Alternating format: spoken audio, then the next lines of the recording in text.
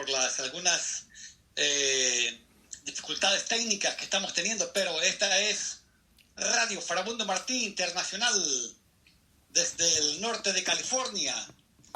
Y esta noche vamos a tener una pequeña entrevista con el compañero Leonel Búcaro, candidato al Parlamento Centroamericano. Vamos a tener algunos temas importantes, pero antes de que logremos enlazar, creo que ya está adentro el compañero Búcaro. Vamos a confirmar si nos está escuchando. Compañero, ¿estás ahí? Leonel Búcaro.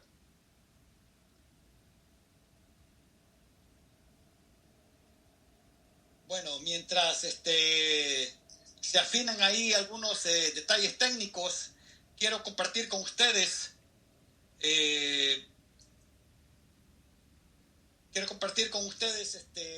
un tweet del expresidente Evo Morales, que el día de ayer regresó a Bolivia.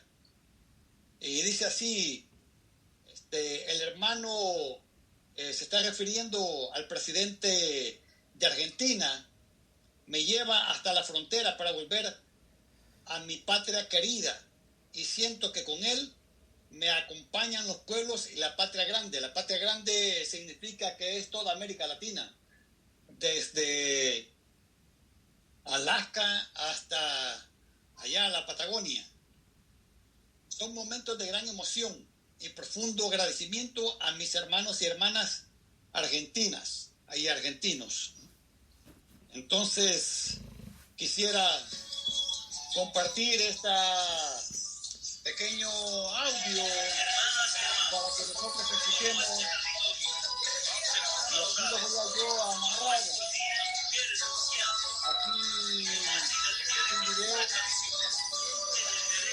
donde el presidente de la Argentina está acompañando al hermano Evo Morales hasta la frontera con Bolivia.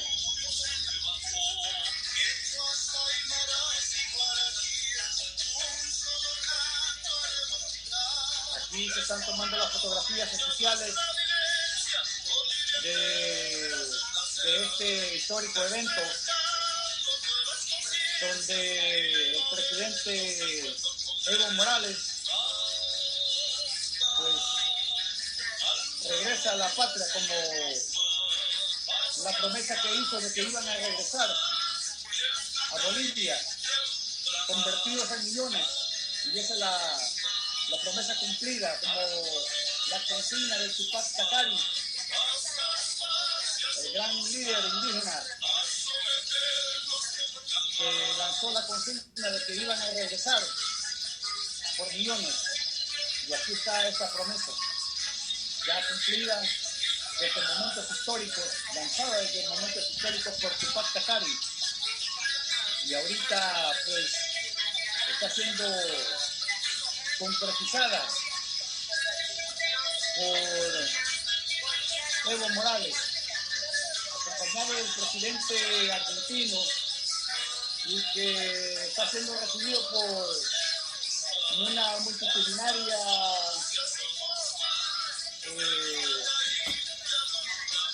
concentración de bolivianos al otro lado de la frontera.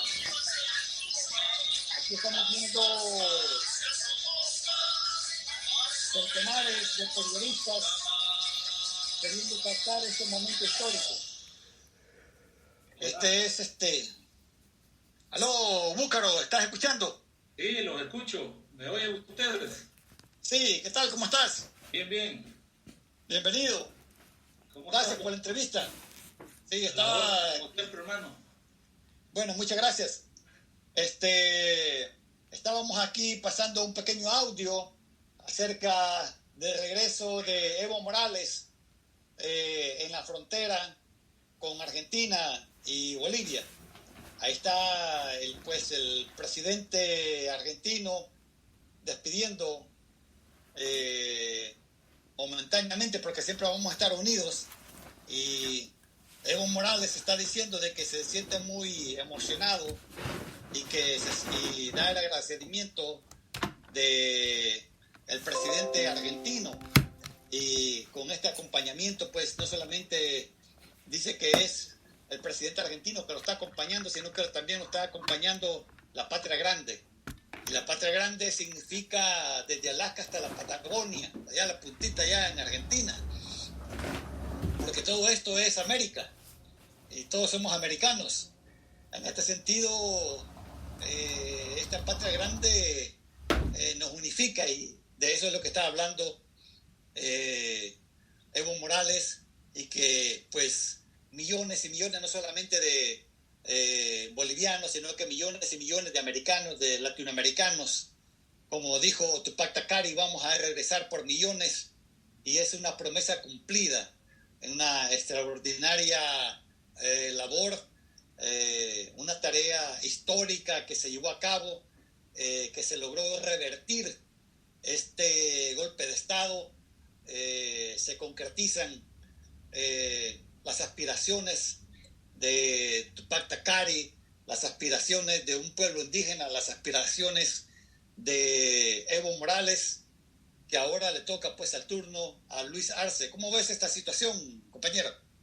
Bueno, un saludo a todos los compatriotas y felicitaciones también por esa gran participación en esa nación del continente americano, que acaba también de tener su proceso, y estamos muy convencidos de que la participación de los salvadoreños y los parabundistas organizados en esas luchas pues han dado como resultado un paso más adelante de todos estos procesos.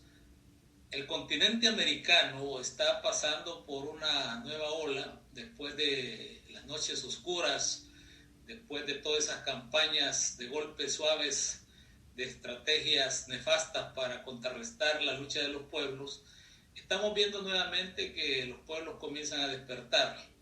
Hay que hacer una mención especial de la resistencia enorme que ha tenido el pueblo cubano durante todos estos años de bloqueo injustos, criminales, y luego pues la gran lucha del pueblo de Chávez, que nos ha dado un ejemplo enorme en esa constante por mantenerse precisamente a pesar de todas las dificultades que implica y que el contexto internacional abanderado por el imperio ha estado tratando de generar un derrocamiento.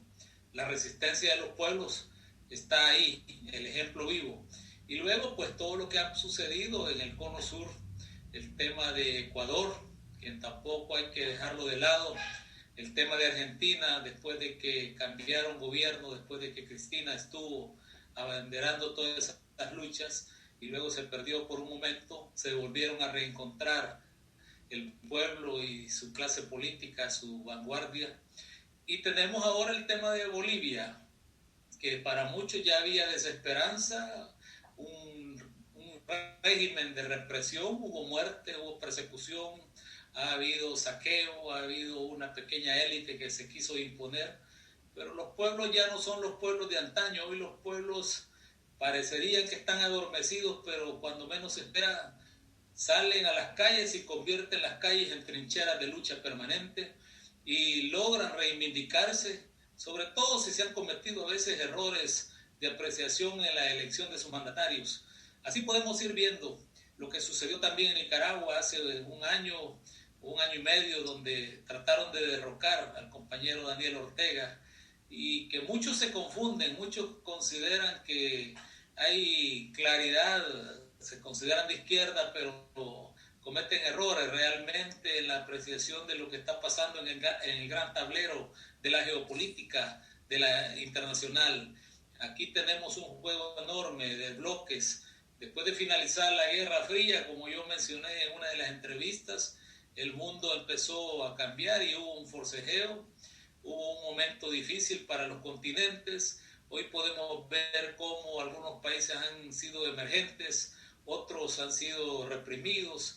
El Asia, que fue saqueada y que vimos esas guerras, y pues ahora la gran esperanza de que vuelve el movimiento al socialismo, al gobierno, con sus alianzas estratégicas, y Evo ha vuelto multiplicado en millones de bolivianos y ha dado un ejemplo que no era necesario que él fuera precisamente el único candidato. Había más en el MAS, había más compañeros y compañeras que pueden abanderar, y esto hay que aprenderlo en la izquierda continental. Nosotros debemos aprender de lo que está sucediendo. Por supuesto que no es fácil, por supuesto que no todo está dicho, no hay que alegrarnos tan fácilmente. Recordemos que apenas hace unos días hubo un atentado de una bomba dinamitera en los locales del MAS allá en Bolivia, en La Paz. Intentaron amedrentar a Lucho antes de que tomara posesión el gobierno este fin de semana, y así va a seguir, porque las fuerzas oscuras, las fuerzas antidemocráticas siguen estando ahí, y en eso no hay que equivocarnos. La izquierda revolucionaria no tiene derecho a equivocarse en el análisis de dónde está el enemigo principal, de cuál es la lucha permanente que hay que tener y qué es lo que tenemos que hacer. Organizarnos, unirnos, pero no unirnos en palabra. Tiene que haber una praxis, y eso es lo que prácticamente Chafik nos enseñaba en su lucha histórica, en la bandera de lucha. Y hoy estamos viendo ese renacer de las fuerzas que resisten, que avanzan.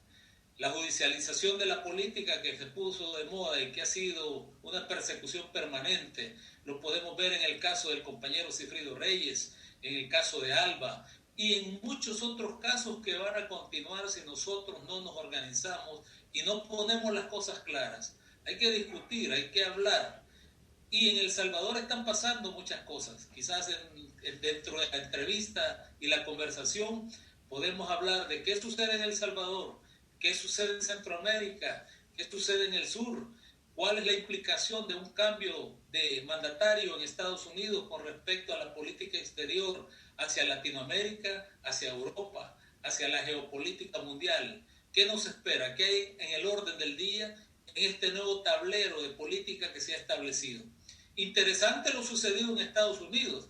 Cualquiera diría que el odio al presidente Trump iba a ser una avalancha, pero prácticamente ha sabido defenderse y ha sido derrotado, pero aún sigue en permanente estado de esquizofrenia, diría yo, política, pensando que puede retener. Y el papel de todos los latinoamericanos que residen en Estados Unidos, y especialmente a nuestros hermanos y hermanas salvadoreños, que todos sabemos cómo llegaron allá, con qué sacrificio, con qué lucha, para llegar a la gran nación del norte, vecina de Centroamérica, vecina del continente latinoamericano, y buscar una nueva forma de hacer política, una forma de hacer política de respeto mutuo, de autodeterminación de los pueblos, que es lo que tenemos que hacer. No es una bandera nueva, pero sí hay que ponerla en marcha, porque como decía Bolívar, cuidado, camina la espada de Bolívar por Latinoamérica. Eso es lo que te puedo decir en esta introducción. Sí, aquí hay un activista afroamericano muy conocido, Danny Glover. Yo creo que vos lo conoces. Danny Glover, sí. Sí, lo vi en La Habana. Sí, él pues tuvo una participación destacada, muy ejemplar para promover la liberación de los 5 cubanos injustamente apresados acá en los Estados Unidos. Y él lanzó una frase cuando le dieron un reconocimiento ahí en Cuba. Dijo que lo principal era de que él agradecía que Cuba le había enseñado a él y a su pueblo la capacidad de resistir. Y es una cuestión muy importante, y es un extraordinario ejemplo que ha dado Cuba, no solamente para América Latina, sino que todo el mundo. Pasando al tema de El Salvador, creo que, y combinándolo un poquito con los Estados Unidos y con el presidente Trump, creo que los pueblos no olvidan. Los pueblos recuerdan en un momento preciso, en un momento muy agudo, los insultos, particularmente que hizo el presidente Trump, digamos, a los centroamericanos y muy en particular a los salvadoreños que digo que veníamos de un hoyo de M. Creo que y aquí se formó una coalición de salvadoreños, una coalición en apoyo a Kamala Harris. Pues creo que le pasaron la cuenta al presidente Trump en estas elecciones, porque jugamos un papel importante de promoción del voto salvadoreño a favor de nuestros hermanos tepecianos.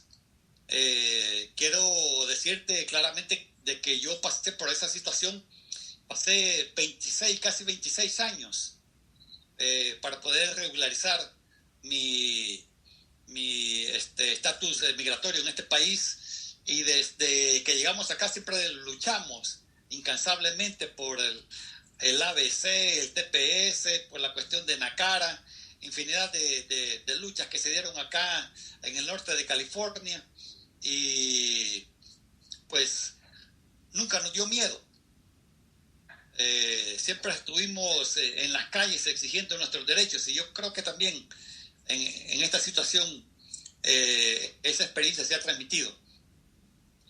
Podemos ver también la postura de traición que hizo Bukele, la postura de traición cuando llegó el secretario de Estado Mike Pompeo a la casa presidencial, y a sus espaldas estaba el retrato de Monseñor Romero, y Monseñor Romero los estaba mirando, y firmaron la gran traición de que era un país seguro, y con eso automáticamente todos los casos de asilo político de los salvadoreños fueron cancelados. Y la otra postura de traición de la embajadora, que dice de que el 50% de los tepecianos están listos para regresar, y para regresar en una deportación ordenada. Creo que considerás de que dada esta lección de los salvadoreños hacia Trump, también pueda en las próximas elecciones en El Salvador el pueblo salvadoreño pueda recordar esta traición de Bukele en las próximas elecciones. Sí, mira, en realidad ¿me escuchas? Sí. Hola. Un poco ahí, un poco oyes? lento, pero sí, un poco lento, pero ahí vamos. Me había cortado. Mira, los sucesos que se han dado a partir de la llegada de este gobierno de Nayib Bukele, pues en un principio han confundido mucho a la población, a ciertos sectores en el exterior, preñada de populismo, de políticas extremas, y poco a poco el camino, a menos de 2 años de haber sido electo, la gente comienza a darse cuenta de la situación caótica en que vive El Salvador. En materia de política exterior es un caos, hay una inexperiencia y un entreguismo. ¿Tú te acuerdas de las palabras que usábamos nosotros de los gobiernos títeres entreguistas a cambio de nada? En este sentido, no hay defensa sobre los migrantes salvadoreños en ninguna parte del mundo. Y ponemos de ejemplo Estados Unidos, que es el mayor lugar donde se encuentran nuestros compatriotas. No hay políticas reales de defensa ni de los tepecianos ni de la comunidad en realidad. La comunidad es vista nada más como un mecanismo para generar votos o para generar recursos económicos. Pero no hay ningún proyecto específico. Se hablaba de la gran inversión, de generar condiciones para los compatriotas para que pudieran venir a la patria, invertir. Y por otro lado, lo que se hizo fue negociar con el gobierno de Trump para que se hiciera un cordón y no pudieran los salvadoreños accesar a ese proceso de migración que durante años se ha dado hacia el norte o hacia los lugares donde cada quien busca su mejor manera de vivir. Un derecho que tienen todos y que los mismos Estados Unidos, un país fundamentado en la migración, El mismo John Biden es un descendiente de irlandeses, inmigrantes. La vicepresidenta, como tú bien lo sabes, de jamaiquino y hindú, es una persona que muy bien conoce la situación de lo que es el migrante. Sin embargo, en el caso salvadoreño, el tema ni se discute y por el contrario se reprime el proceso de inmigración. Se le miente a la población. En ese sentido yo creo que a tu pregunta de si van a jugar un papel para las próximas elecciones, yo creo que sí, pero hay que madurar más, compañero, la idea de la organización en el exterior para incidir desde como fuerza política, económica y social residente en un país fuera del país nuestro, para poder cambiar la matriz política de El Salvador. Hoy ustedes han dado un ejemplo al organizarse alrededor de la situación en Estados Unidos y apoyar a una de las candidaturas que han considerado que es la que mejor puede velar por los intereses que representan la idea del migrante salvadoreño, centroamericano, latinoamericano. Yo lo decía cuando hice visitas a Washington durante la presidencia del Parlamento Centroamericano, que el mejor apoyo que podían dar los latinoamericanos residentes en Estados Unidos era organizarse en Estados Unidos, romper las diferencias que puedan tener por llamarse guatemalteco, salvadoreño, nicaragüense, ecuatoriano, etc., y convertirse en esa gran fuerza de comunidad latinoamericana y con ello tener un peso específico en la política de Estados Unidos. Cambiar congresistas, cambiar senadores, cambiar políticos que no cumplen con las promesas. Comenzar a hacer la política de afuera hacia adentro. Y eso implicaba precisamente la participación, la organización. Porque me consta que hay muchos compatriotas, hombres y mujeres, que llegan a luchar, a defenderse por trabajar, por tener donde vivir y luego enviar una ayuda a sus familiares, que no participan en la política, lo ven como un segundo plano. En realidad, las cosas van a cambiar en la medida que todos participen, se organicen, incidan y logren legitimar sus derechos. Y uno de ellos es la participación a través de las elecciones, pero también participar activamente como candidatos o candidatas. Debemos de apoyarnos todos nosotros. Y ese es un tema que está ahí. Apoyar las luchas de los pueblos, como lo hicimos con la gran solidaridad durante la época del conflicto, si tú recuerdas, esa gran solidaridad que despertamos en Europa, Asia, África, Estados Unidos, fue enorme, pero fue enorme precisamente porque todos contribuimos de una u otra manera a dimensionar la justa lucha del FMLN contra un régimen represivo, contra la falta de democracia. Y hoy ese peligro se vuelve a encontrar. Hoy está en peligro los acuerdos de paz. Hoy está en peligro que la población pueda participar hasta en los mínimos. Hoy está en peligro que el derecho del ciudadano que sea emitido o la voz del ciudadano pueda ser emitida después de aquella gran lucha que tuvimos en la década de 70, 80. Vuelve a ser legítimo esto. Y ustedes allá en Estados Unidos o los que viven en Europa y en otras partes del mundo juegan un papel muy importante, y te lo digo con propiedad porque he sido parte de esa diáspora con tareas específicas en el exterior, y es muy importante ahora que ha pasado esta etapa y que va a seguir hasta que llegue el 20 de enero del próximo año, para ver cómo vamos incidiendo en la política exterior de Estados Unidos y sus relaciones a través de la visita a congresistas. ¿Quién ha dicho que es el presidente de un país el único con derecho a tener las relaciones? Él es un mandatario electo, efectivamente, para cumplirle a los pueblos. Si no lo cumplen, los ciudadanos debemos de participar y tomar la iniciativa.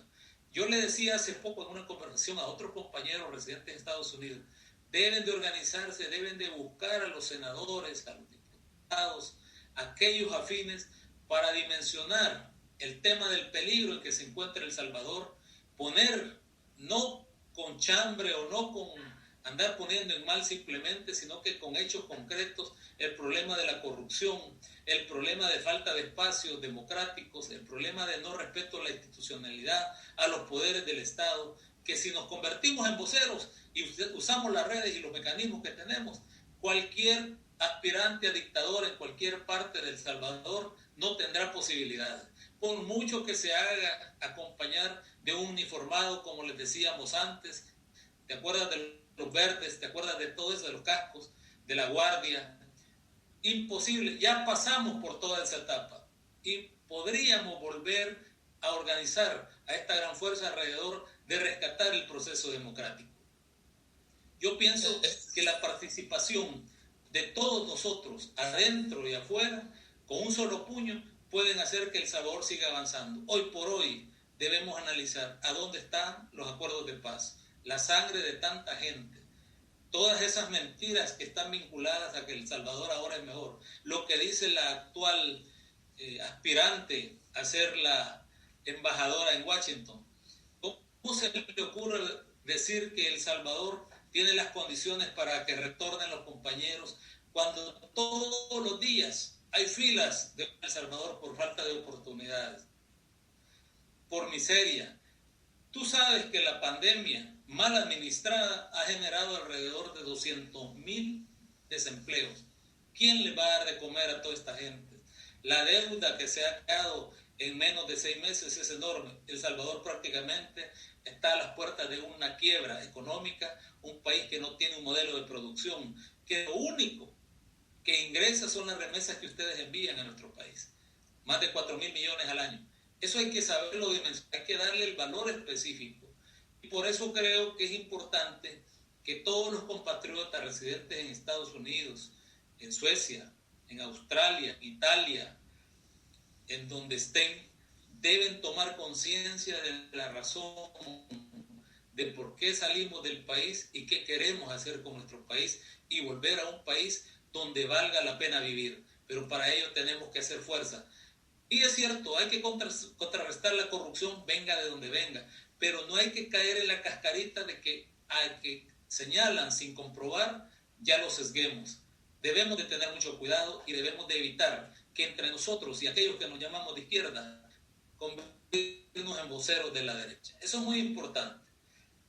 Esa es mi primera impresión sobre ese tema y yo lamento las declaraciones de Milena Mayorga, que va, no sé todavía si va a ser aceptada como embajadora, pero ahí está el gran contrapeso que es la comunidad salvadoreña en Estados Unidos, para que hagan ver realmente bajo qué lupa va esta política exterior de El Salvador. Hoy cambian como la noche a la mañana. Acaba de ser Trump, hoy van a andar buscando a Biden o sus allegados para poder seguir mintiendo, queriendo hacer ver que este es un país democrático cuando estamos en un proceso antidemocrático permanente de persecución política, de judicialización de la política, de mentiras y corrupción. Voy a compartir con vos una pequeña anécdota aquí de nuestro comité de base. Cuando apenas tenía Bukele 6 meses de estar en la presidencia y nosotros ya no soportábamos tanta demagogia, tanta mentira. Algunas voces nos aconsejaron de que esperáramos 1 año, que esperáramos 2 años para poder hacer todas las denuncias de las incoherencias y de la demagogia que él estaba haciendo. Pues nosotros no escuchamos esas voces y a partir de esos 6 meses comenzamos nosotros muy preocupados a hacer la fundación de esta radio Farabundo Martí Internacional, que casi ya vamos a cumplir 1 año, casi 1 año de estar haciendo esto, casi aproximadamente todos los días. Y aquí tenemos a Sigfrido y nos hemos dedicado a denunciar la situación de la persecución política. Hemos visto la victoria de Sigfrido a nivel internacional, los reconocimientos que está teniendo. Tenemos también a César Villalona, que estamos en una cuestión económica, análisis profundos de toda la situación. Hemos tenido también al expresidente del Banco Central de Reserva, que nos ha hecho análisis muy profundos, muy serios, ¿verdad?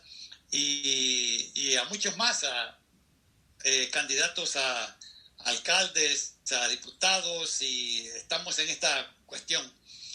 Esto es toda una labor de educación que estamos haciendo acá y que estamos, todos los programas se los tiramos a nuestro compañero, a nuestra audiencia, a nuestra diáspora, se lo enviamos directamente al celular. En ese sentido es que nosotros hemos estado haciendo esta labor y dando nuestro aporte de amor a esta gran lucha que pues es de todo, ¿no? Ahora, la pregunta ante esto es la vinculación de Bukele con Trump, y ante esta derrota, ¿tendrá él la capacidad de vincularse de esta derrota de Trump? Bueno, mira, es complejo para él porque acuérdate que quien rodea al actual presidente de El Salvador es precisamente todo ese núcleo desprendido de los partidos políticos que tienen una trayectoria interesante en la corrupción, la demagogia, el antidemocratismo. Tenés Walter Araujo, que solo vulgaridades dice cuando habla, y todo ese grupo que lo rodea. Tenés un diputado Gallegos que juraba y perjuraba que Trump iba a seguir, y que todos aquellos que mirábamos otro escenario, pues nos íbamos a quedar boquiabiertos o frustrados, por decirlo de una manera decente. Ahí hay un lobby que se está haciendo, en el cual, por cierto, aquí en El Salvador está un contingente de venezolanos que son asesores del actual presidente, pagados con los impuestos del pueblo salvadoreño. Son de lo peor que hay. Todas esas medidas que se toman, pues vienen por esa vía. Son como más de 20, dicen. Sí, eso es importante mencionarlo. También hay asesores, hay un tico, un poco de que le gusta agarrar lo ajeno. Hay bastante de eso. El tema es que al no tener claridad de geopolítica y solo trabajar con un pragmatismo, eso te lleva a no entender. Imagínate lo tardío que se hizo el felicitar al que iba ganando, al que fue declarado ganador. O sea, hubo un compás de espera, mientras por el sur mandatarios representativos de la derecha inmediatamente acudieron a decir: aquí estamos, reconocemos. El mandatario salvadoreño tuvo una pausa, una laguna larga para poder expresarse, y hay un silencio enorme, porque la apuesta era otra. La apuesta iba pegada a la política ejecutada. Acuérdate que yo te dije que estamos viviendo una etapa de entreguismo, de populismo en El Salvador, y eso implica que muchas de las cosas que se hacen vienen mandatadas desde el norte. El mismo hecho de no hacer una lucha por los compatriotas en el exterior, pero también muchas políticas que se están dando acá en materia económica, en materia de democracia. O sea, el mismo estilito que había en el norte se estaba haciendo un poco reducido acá, pero al fin y al cabo lo mismo. De repente sorprende la elección y tiene que reinventarse. Para ello han pagado un equipo de lobistas. Tú sabes que allá en los corredores de Washington funciona el trabajo de lobby. Claro. Tú me pagas y yo hago el lobby que tú me pides, ¿verdad? Con los referentes que existen de los partidos demócratas o republicanos, o representantes políticos o empresarios. Ese trabajo existe. Entonces somos conocedores que ya andan en el cabildeo de ver cómo logran acercarse al entorno del presidente electo. Sin embargo, ha habido señalamientos de parte de la ex embajadora, por cierto, que la encontramos muchas veces con el compañero José Luis Merino y otros, para dialogar sobre el proceso democrático. Me refiero a la ex embajadora Mari Carmen Aponte, que ha estado tirando algunas luces sobre la situación que puede generarse entre El Salvador y Estados Unidos si aquí no se corrige la plana, a seguir persiguiendo a la oposición política, a no respetar la institucionalidad. Hay una plana grande, porque acuérdate de dónde venimos. El conflicto armado salvadoreño se genera precisamente por haber ahogado todos los espacios democráticos en su momento determinado. Y cualquiera que aparezca en este momento en nombre de Dios, en nombre de una gran cruzada mesiánica, musulmana o católica, como él quiera llamarle, está cayendo en una situación grave para el país y la región. el solo hecho de decir que él no quiere hablar con otros presidentes de la región. Vivimos en el mismo planeta y hay que dialogar, hay que buscar precisamente los entendimientos. Yo lo veo un poco corriendo y difícil en este momento que puedan de la noche a la mañana dar el viraje, porque si bien es cierto la política exterior de Estados Unidos sigue siendo la misma, cambia la forma de hacerlo.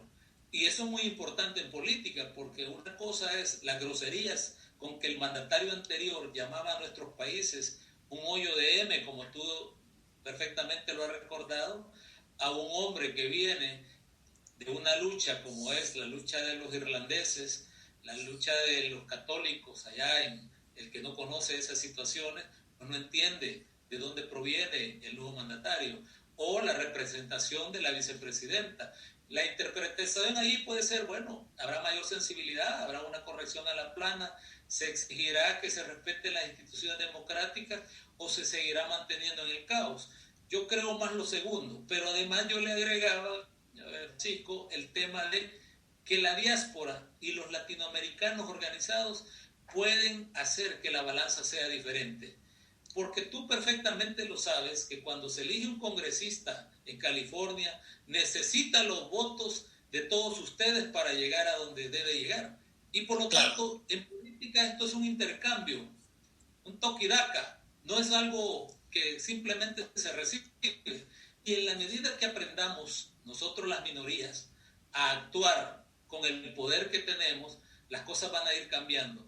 Y yo creo que urgentemente hay que organizarnos para buscar precisamente en esos corredores y que no lo hagan los lobistas pagados por la bolsa de los impuestos nuestros para favorecer a alguien que sigue engañando al pueblo.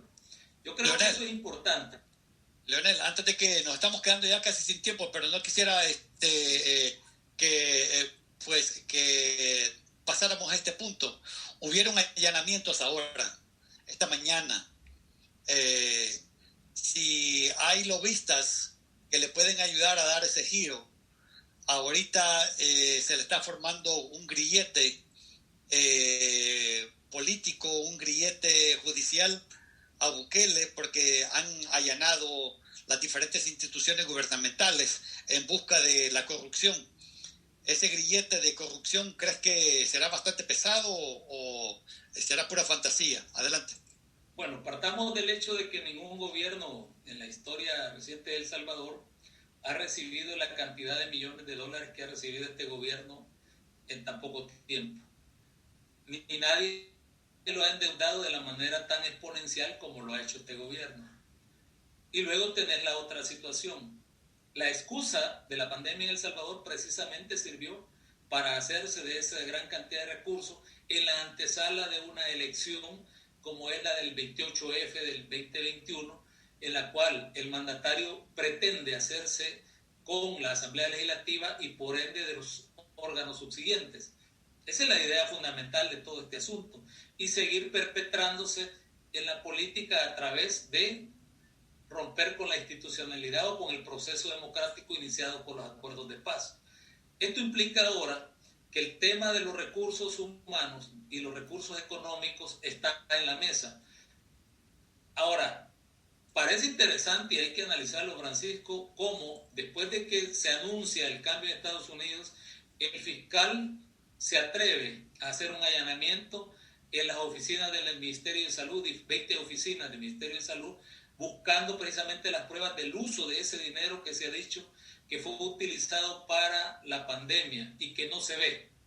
Se repartieron $300 a las personas, pero nadie sabe a quiénes en específico. Se montó precisamente todo ese show. Y luego tenés el otro tema de la repartición de bolsas alimenticias, que sabemos que ese es un problema que tiene el Ministerio de Agricultura. Hoy la Fiscalía llegó al Ministerio de Salud, probablemente en unos días estarían buscando en el Ministerio de Agricultura qué ha pasado con todos los millones de dólares. O sea, la situación comienza a ser compleja y difícil. Si se encuentran las pruebas del mal uso de esos recursos, pues yo sí creo que más que un grillete, creo que el paracaídas que se ha venido buscando en este gobierno no se va a abrir, se va a cerrar y va a ser lo que en física llamamos una caída libre. Ahora, ¿Alcanzará el tiempo para hacer el lobby necesario en Washington para llegar a un acuerdo con el actual gobierno y dar ese viraje? ¿Implicará eso sacrificar las relaciones con China cuando ya están avanzando los procesos de proyectos? ¿O el viraje será hacia China? ¿Qué pasará con las relaciones del contexto del Triángulo del Norte, donde habían compromisos con Trump? ¿Qué pasará con el tema de retener a los migrantes que salen hacia el norte? ¿Qué pasará con la política del tema de la narcoactividad, por ejemplo? Que de repente se sabe y después no.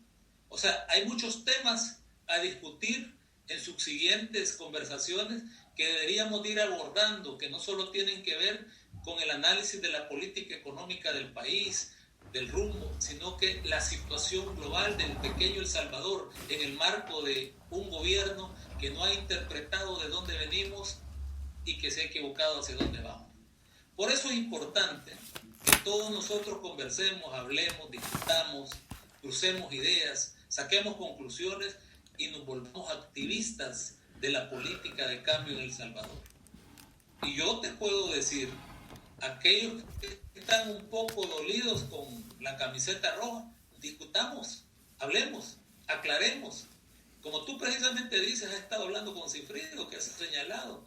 Cifrido no tiene ningún problema de hablar con quien sea sobre el tema y espadear. Y hay que aclararlo, hay que hablar.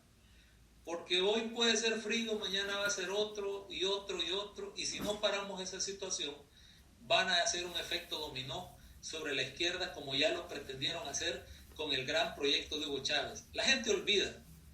Tú recuerdas, por ejemplo, cuando se dio los procesos de que muchos mandatarios empezaron a aparecer con cáncer. Eso no fue casual. O la caída de gobiernos que ya estaban establecidos para dar el siguiente paso. O sea, hay que meternos a la política, pero a la política del pensamiento y de la acción, del análisis, de la preocupación. Y yo quiero felicitarlos a ustedes porque desde que comenzamos a hacer las entrevistas, yo he hecho un ruido terrible del gran aporte que ustedes le están dando a esta gran lucha, allá desde donde están, pero en una trinchera que se vuelve voz de los sin voz.